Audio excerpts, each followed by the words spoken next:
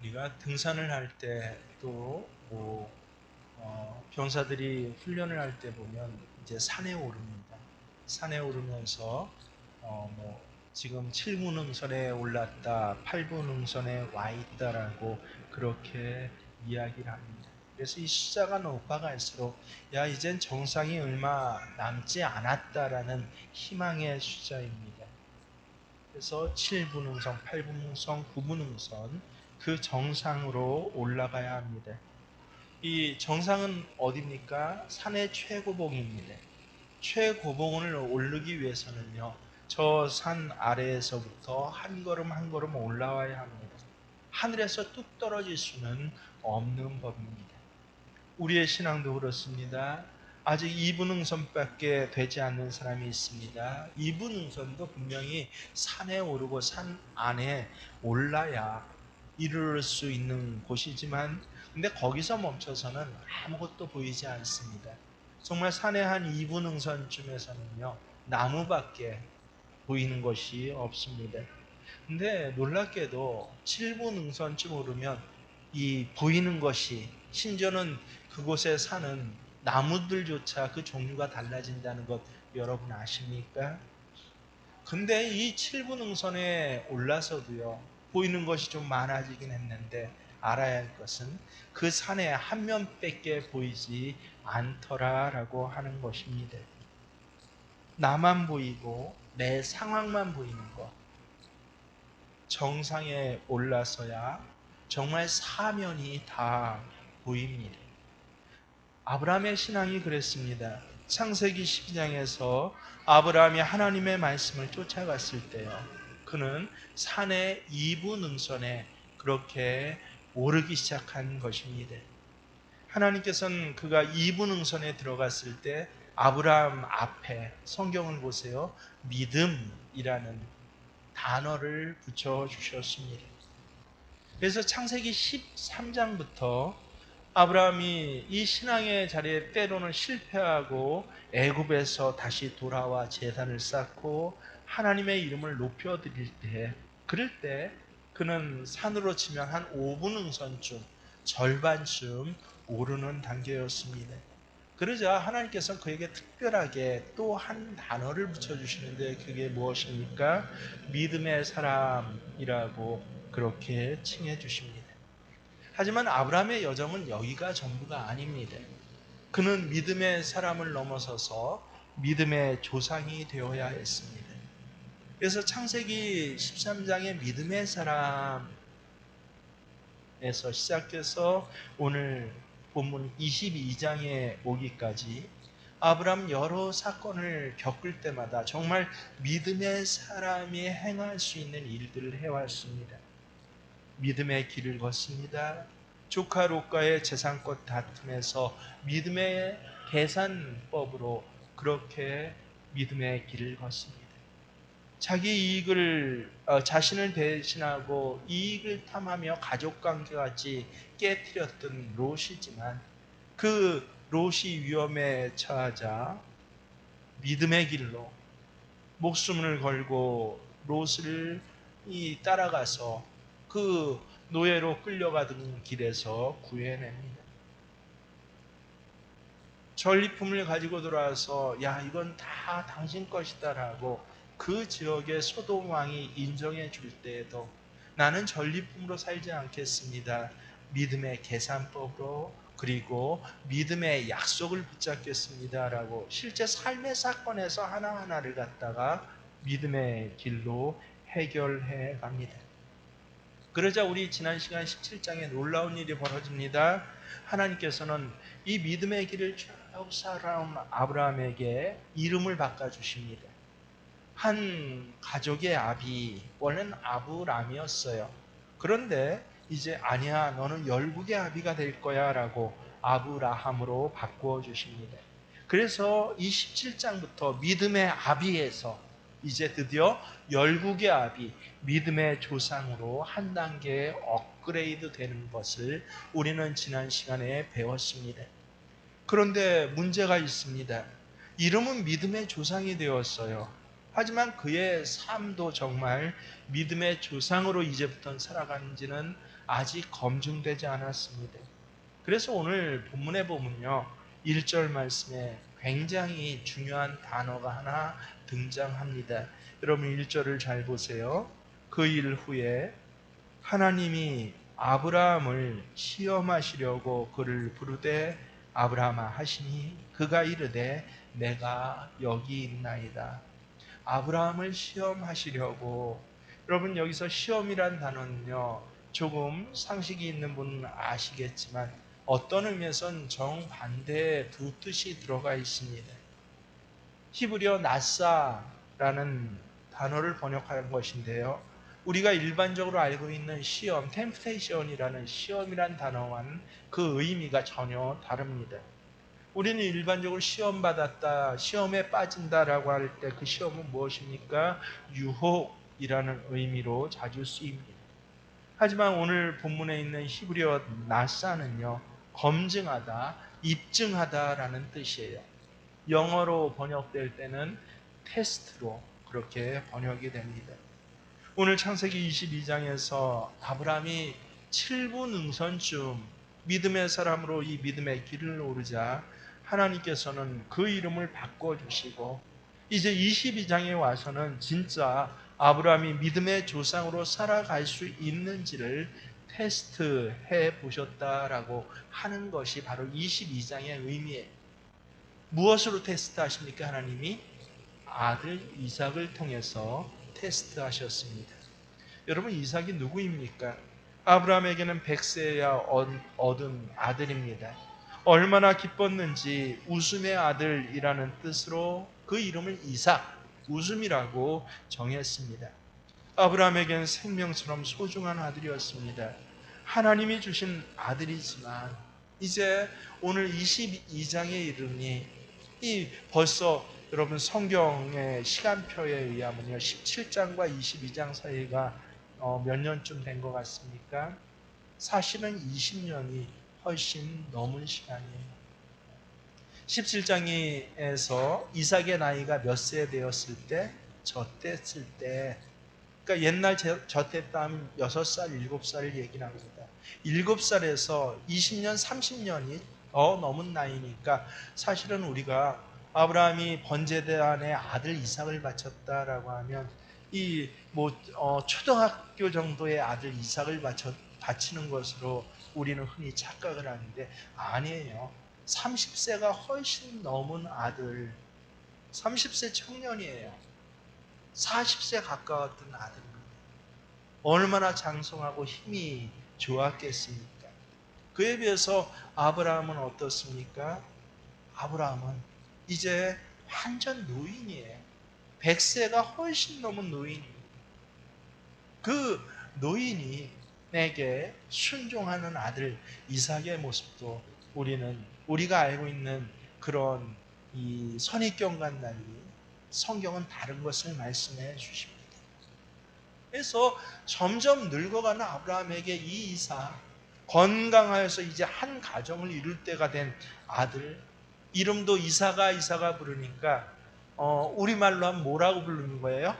우스마 우스마. 아들을 부를 때마다 우스마 우스마라고 부르니 이 아들이 얼마나 소중했겠습니까? 그래서 어느덧 아브라함에게는요, 오늘 하나님께서 말씀하신 내용을 보면 하나님보다 이 아들이 더 소중하고 위로를 받고 있었다라고 하는 것입니다. 그런 상태에서 청천벽력과 같은 하나님의 명령이 떨어집니다. 이 아들을 하나님이 지시하는 곳에 가서서 번제물로 바치라라고 하는 것입니다. 믿음의 사람이었어요. 아브라함은요, 역시 아침 일찍이 일어나 나귀의 안장을 채우고 이 아들을 데리고 하나님 지시한 이 아들을 번제물 바치는 그 땅으로 가는데 그 여정이 3일 여정이었습니다. 아들을 여기까지는 데리고 올 수 있었어요. 근데 정말 이 여정의 막스로 3일 여정이 끝나고 이 아들을 제물로 그렇게 칼을 들어서 아들을 찔러야 할 시간이 왔습니다. 놀랍게도 성경에 보면 아브라함은 여기에 대해서 고민하는 모습 볼 수 없었습니다. 아들을 얻는 순간부터 믿음의 사람이 이름이 바뀌어지고 그 믿음의 조상으로 변화된 아브라함의 모습이 그대로 드러납니다. 그러자 하나님께서 다급하게 소리 지르십니다. 아브라함아, 아브라함아, 그 아이에게 손대지 말라. 내가 내 아들을 내 독자라도 내게 아끼지 아니하였으니 내가 이제야 알겠다. 무엇을 한다고요? 내가 하나님을 경외하는 줄을. 한마디로 하나님의 테스트에 통과했다라고 인정해 주시는 장면입니다. 하나님을 경외하는 줄을. 그래서 넌 정말 이제 믿음의 조상의 그 삶을 살아가는 거야 라고 한 단계 더 업그레이드 됐습니다. 오늘 이 이야기의 스토리는 우리 주일학교 학생들도 아는 바예요. 근데 이 스토리를 전해주시는 정말 중요한 메시지가 무엇입니까? 핵심이 무엇입니까? 한 단어를 우리는 기억해야 합니다. 창세기 22장 우리가 9절부터 12절까지 읽었지만 이 22장 1절부터 끝까지 다 읽어보면 계속 반복된 한 단어가 있습니다. 이삭이라는 이름이 나올 때마다 하나님께서 이삭을 어떻게 부른지 아십니까? 내 사랑하는 아들, 내 아들, 내 독자. 계속해서 이삭을 갖다요, 네 것, 네 것, 네 것이라고 하나님께서 부르세요. 2절을 보세요. 여호와께서 이르시되 내 아들, 내 사랑하는 독자 이삭을 데리고. 아브라함 자신도 이 이삭을 어떻게 부릅니까? 3절을 보십시오. 아브라함이 아침 일찍 일어나 그의 아들 이삭을 데리고. 6절도 눈으로 보세요. 아브라함이 이에 번제 나무를 가져다가 뭐라고 써 있어요? 그의 아들 이삭에게 지우고. 7절에도 내 아들아 내가 여기 있노라. 그래서 이삭은 계속 대명사로 의하면 내 것이었어요. 내 아들이에요. 하나님 보시기에도 이삭은 내 것이에요. 아브라함은 언제나 이삭이 내 것입니다. 근데 놀랍게도 오늘 이 번제단 사건 이후에 아브라함이 내 것을 하나님 앞에 바쳤더니 하나님께서 이삭을 불러주시는 이름이 달라지는 것 여러분 아십니까? 바로 이게 핵심입니다. 이름이 바뀌어져요. 부르는 명칭이 바뀌어집니다. 뭐라고 바뀌어집니까? 우리 함께 17절을 눈으로 정독하시면서 아주 중요한 구절입니다. 함께 천천히 읽습니다. 내가 내게 큰 복을 주고 내 씨가 크게 번성하여 하늘의 별과 같고 바닷가의 모래와 같게 하리니 내 씨가 그 대적의 성문을 차지하리라. 것에서 내 것, 내 것, 내 것에서 뭐로 바뀌어요? 내 씨로 바뀌어집니다. 아주 놀라운 부분이에요. 18장에서도 마찬가지입니다. 눈으로만 보세요. 또 내 씨로 말미암아 천하 만민이 복을 받으리니. 그래서 달라진 게 무엇입니까? 라고 할 때요, 우리는 흔히 이삭을 번제단에 바치고 하나님이 아니야 이삭 죽이지 마 이 정도로 생각했는데, 성경에서 가장 중요한 의미, 아브라함의 인생 전체에서 가장 중요한 의미는 아브라함에게 너무도 소중하고 사랑했던 아들 이삭, 내 것 이삭이 뭐로 바뀌어져요? 씨로 바뀌어진다라고 하는 것입니다. 하나님이 아브라함을 낯사 시험해 보시려고, 테스트해 보시려고 한 게 바로 이것입니다. 여러분, 내 것과 내 아들, 이 것과 씨가 어떻게 다릅니까? 우리 잘 알고 있죠? 선교도들이 배를 타고 아메리카 대륙을 찾아 떠났습니다. 항해는 예상보다 훨씬 길어졌어요. 넉넉하리라 하고 그렇게 처음에 그렇게 준비했던 식량들은요, 동이 나고 말았습니다. 얼마 동안은 바다에서 날고기를 잡아 허기진 배를 채워보았지만 어린아이들과 노약자들은 하나 둘 쓰러져서 영양실조로 그렇게 눕혀지게 됩니다. 밥 달라 애원하다 죽은 아이들, 굶어서 죽은 노인들을 하나하나 바다에 던지면서 이 몇몇 사람들이 얼마나 가슴이 아팠겠습니까?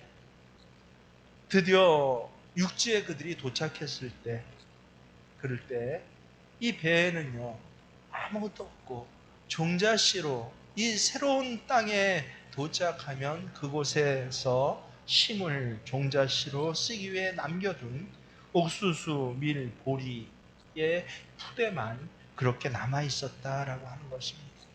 그 땅에 도착하자, 그러자 사람들이요, 야 이젠 땅에 도착했어. 근데 당장 애들이 정말 굶어서 죽어가고 있어요. 그래서 이 종자씨라도 끓여서 먹여서 일단 애들이라도 살려보아야지. 이 땅에서는 어떻게든 먹을 것이 있겠지. 육지에 도착했으니까. 이렇게 주장하는 사람들이 많이 나오기 시작했어요. 이때 그 메이플라이호를 이끌고 왔던 그 지도자가 정말 눈물을 펑펑 흘리면서 사람들 앞에서 하소연을 합니다. 내 아이가 죽어가는 모습을 지켜보고 죽은 아이를 바다에 던지면서 여러분만큼 나도 아팠습니다. 하지만 이 종자씨는 배고픈 누구 하나가 한번 먹고 없애버릴 수 있는 것이 아닙니다. 우리 모두가 씨를 뿌려 그 열매를 먹고 자자손손 우리의 후손들이 먹어야 할 씨앗입니다. 그래서 씨앗은 먹을 수 있는 것이 아닙니다. 씨앗은 심는 것입니다. 오늘날 사람들은요, 대개 눈앞에 닥친 여러 문제거리 앞에서 씨앗을 양식으로 먹을 수밖에 없다라고 그 긴장성과 절박성을 호소하며 거기 의지해서 살아가고 있습니다. 근데 여러분 기억하십시오. 그건 거짓말입니다. 씨앗을 먹으면 죽어요. 정말 그렇습니다. 여러분 소에게 동물성 사료를 먹이면 광우병과 같은 병이 걸려서 소도 죽고 결국은 사람도 죽게 되지 않습니까? 저 우한에서 시작됐다는 이 코로나 바이러스의 그 시작의 출처가 어디입니까? 여러분 서로 섞을 수 없는 것들을 섞었을 때, 특별히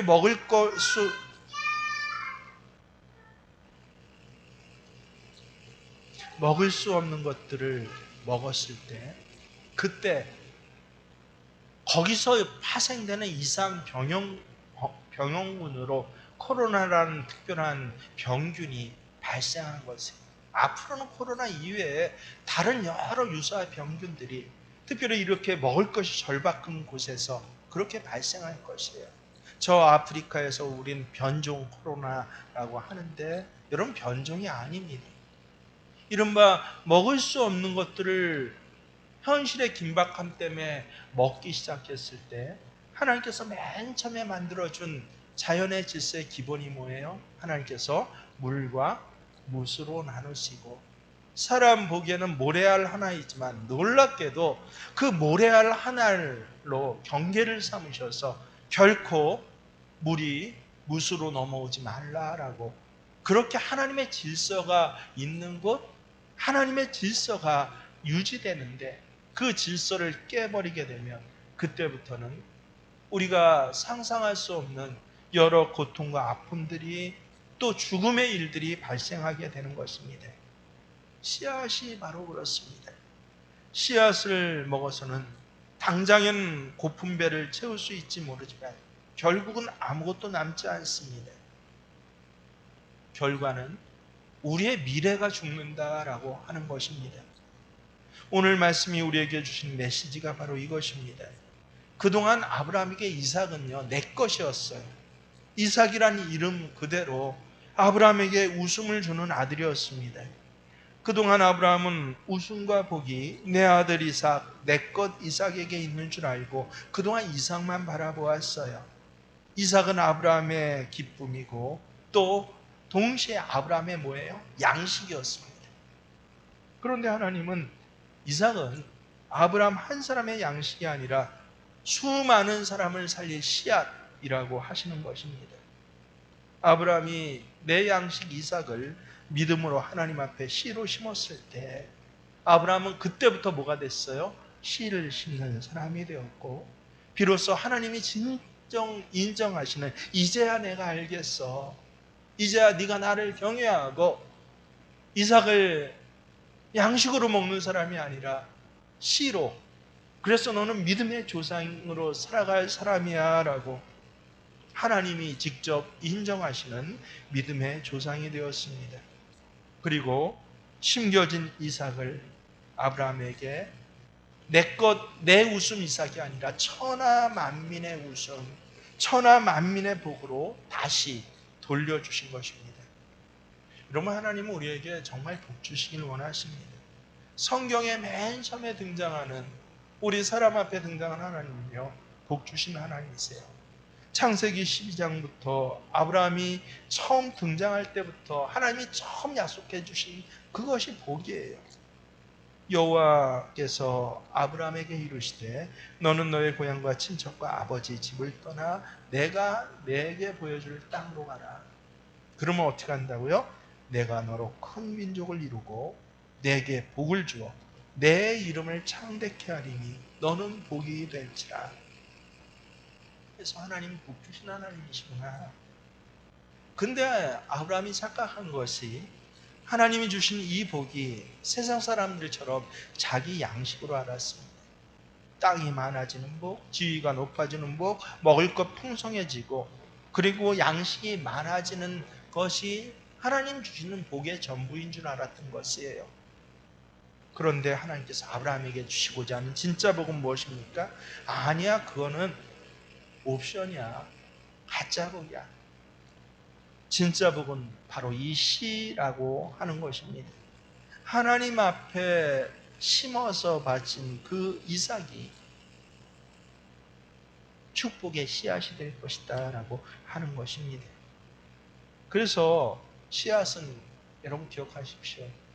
심겨져야 하고, 씨앗이 심겨지면 열매가 맺혀집니다.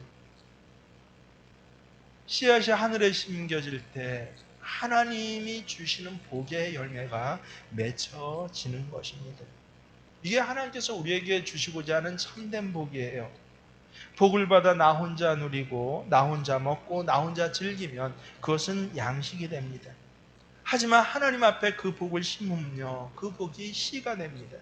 씨는 많은 복의 열매들을 맺게 하는 생명입니다. 양식은 일시적으로 내게 기쁨이 되지만 씨는 영원히 내게 기쁨을 되고 많은 사람들의 복이 됩니다.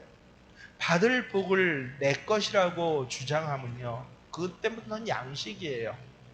하나님 앞에 심고 되돌려 받을 때 씨가 되는 것입니다. 그래서 18절을 보세요. 얼마나 기가 막힌 말씀들이, 진짜 축복들이 이때부터 내려지는지 모릅니다. 또 내 씨로 말미암아 천하 만민이 복을 받으리니 이는 내가 나의 말을 준행하였음이라 하셨다 아니라. 내 씨로 말미암아 하나님이 아브라함에게 주시겠다고 하는 복은 아브라함 자신이 복받아 잘 먹고 잘 사는 것을 말씀하시는 것이 아니었습니다.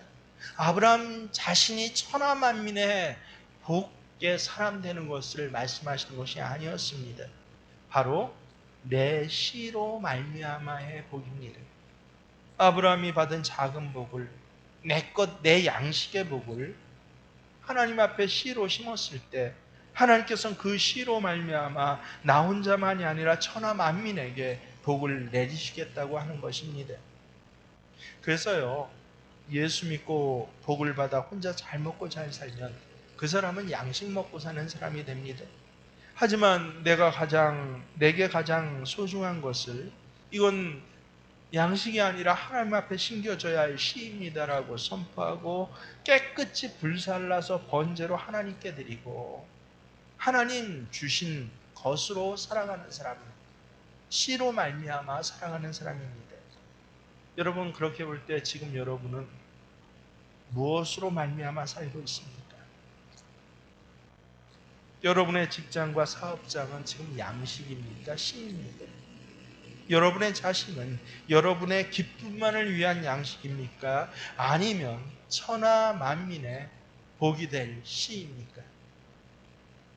하나님이 여러분에게 부여주신 은사는 양식입니까? 시입니까?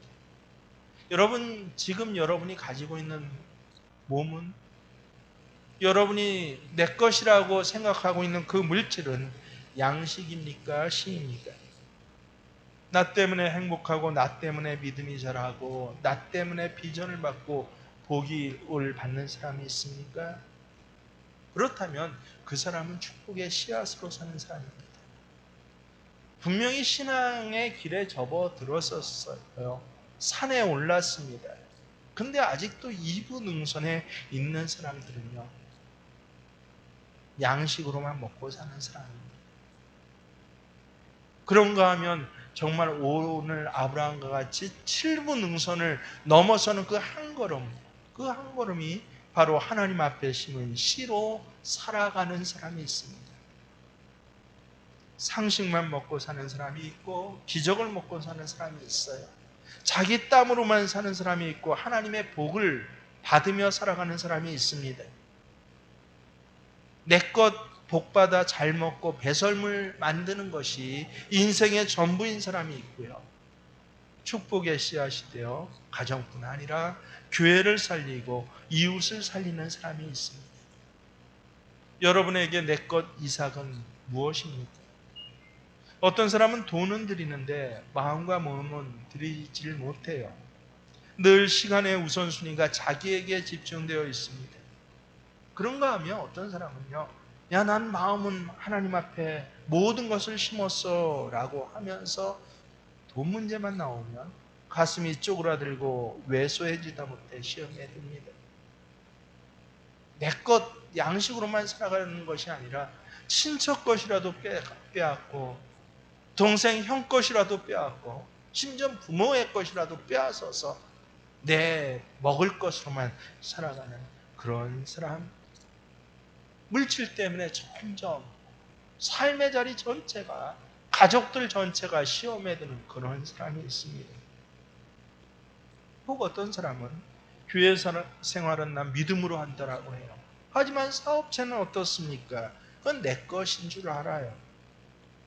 또 어떤 이는 다른 모든 것들은 하나님 앞에 다 씨로 내가 심겠습니다라고 하면서 자식 문제에서만큼은 내 것이에요. 자식이 양식이. 자식은 내 웃음이 되어야 합니다. 그래서 하나님이 원래 이 자식을 씨로 주셨어요. 나에게 씨로 주셨는데 이것을 양식으로만 여기고, 결국은 양식 먹고 양식 지나서 남는 것은 썩어 없어지거나 배설물로 그렇게 흩어질 뿐 아니겠습니까? 어떤 이는 내게 주신 시간과 건강을 온통 나 자신의 정욕과 탐욕과 게으름과 그리고 투기와 이런 거에 다 하나님 주신 씨를 갖다가 세상 안에서 양식거리로 하나하나 흘려버리는 그런 사람이 있습니다. 올해 농산물가 굉장히 많이 올라왔죠. 세상에 무 하나 조그만 게 6,000원, 7,000원 하더라고요. 엊그제. 그것도 뭐 백화점 간 거 아닙니다. 농협을 가봤더니 그렇더라고요.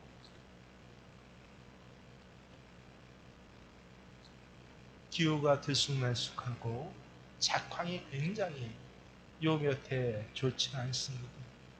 많은 씨앗들이 유술되고 과수들이 떨어졌습니다.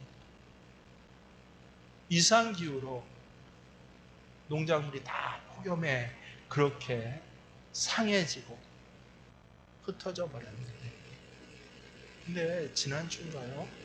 이 첫 수확을 하는 장면이 뉴스에 잡혔습니다. 그래서 제가 참 감동을 받았는데, 그 첫 수확을 하는 농부가 인터뷰를 하는데 한마디. 그래도 땅은 정직합니다. 여러분 가만히 생각해 보세요. 이렇게 피해를 보고도 땅이 정직하다라고 그렇게 이야기할 정도면 여러분 한 단계 깊이 들어가 봐야 합니다. 땅은 정직한데 이렇게 변덕이 심하고 피해가 많은 땅이 정직하다고 한다면 여러분 반대로 세상은 어떻다는 것입니까? 아무리 세상에 심어봐야 수고하고 노력해봐야 속고 또 속고 결국은 헛되고 헛된 것으로 끝나는 것이 인생의 진리구나. 그것을 갑자기 깨닫게 되어서 얼마나 감동했는지 모릅니다. 이 땅에 배설물로 썩어져 없어버리고 초라해지는 것. 이게 양식 먹고 사는 사람들이에요. 오늘 아브라함을 보세요. 하나님께 심은 것은 절대 손해보지 않습니다. 하나님께 심은 것은 아무리 천지개벽을 해도 하나님께서 반드시 돌려주십니다. 작은 씨를 심었는데 천하 만민을 먹여 살릴 복의 근원으로 돌려주십니다. 여러분 믿음의 길에 들어서고 믿음의 삶을 지금 살고 계십니까? 참 잘하셨어요. 하지만 거기서 그쳐서는 안 됩니다. 결국은 똑같이 헛된 인생으로 끝나버립니다. 혹시 지금 하나님께서 여러분의 삶의 한 자리에서 내 아들 이삭을 바치라라고 하는 특별한 상황을 맞이하신 분 안 계십니까? 사망의 음침한 골짜기를 다닌지라도라고 그렇게 탄식했던 다윗과 같이 남들은 명절이라고 기뻐하고 좋아하는데 이 삶의 자리가 사망의 음침한 골짜기와 같이 나를 힘들게 만드는 그런 상황에 계신 분이 안 계십니까? 그나마 이것 하나가 내 기쁨으로 유지되고 있었는데 그것마저 흔들리는 분이 안 계십니까? 아닙니다. 여러분이 믿음의 삶을 살아오셨다면 그것은 나를 망하게 하려는 하나님의 시험이 아니라 나를 정말 이제는 신앙의 정상에 오르게 하려는 하나님의 믿음의 테스트인 줄 믿으시길 바랍니다. 그저 믿음의 사람에서 아니 너는 믿음의 조상이 될 것이야 라고 하나님께서 나를 한 단계 업그레이드 하시는 그러한 시간입니다. 나뿐만 아니라 내 씨로 말미암아 천하 만민이 복을 받게 하시려는 하나님이 이제 직접 간섭해 주시는 시간입니다. 이때 오히려 믿음으로 기도하십시오. 나 그저 믿음의 사람으로 주변인같이 그렇게 흐르다가 역시 헛되고 헛된 인생으로 제일 충격이요. 제가 여지껏 들었던 말 중에 저희 아버님이 저 중학교 2학년 때 제 앞에서 하시면서 신앙생활 해봐야 쓸데없어. 나는 예전에 청년회 회장까지 했었다. 그게 가장 제겐 충격적인 말이었고 삶의 제 인생의 방향성의 동기가 되는 말이었습니다. 절대로 예전에 내가 교회에서 집사, 권사, 장로까지 했었다라고 하지만 그거 쓸데없더라라고 하는 그런 헛된 인생 나 살지 않겠습니다. 예전에서 교회에서 교사로 성가대로 봉사했는데 오랜 시간 지나고 나서 아이 그거 그때 추억이었지 라고 하는 인생, 결국은 그 모든 시간이 그 모든 헌신이 양식이었어요. 아니 나 씨로 사는 사람 되겠습니다. 물질이 여러분의 양식입니까? 아니면 씨입니까? 양식은 고통과 없어집니다. 건강이 여러분의 양식입니까? 씨입니까? 양식은 고통나 없어집니다. 부부의 관계도 그렇습니다. 여러분, 부부의 관계가 내 기쁨입니까? 아니면 시입니까? 이것을 통해서 한 가정이 살려지고 태어날 내 후손에게 미치는 하늘의 복들이 오늘 부부의 관계에서 하나님 앞에 심겨진 시간을 통해서, 그래서 씨앗으로 살아가시는 믿음의 조상들 되시길 주의 이름으로 축원합니다.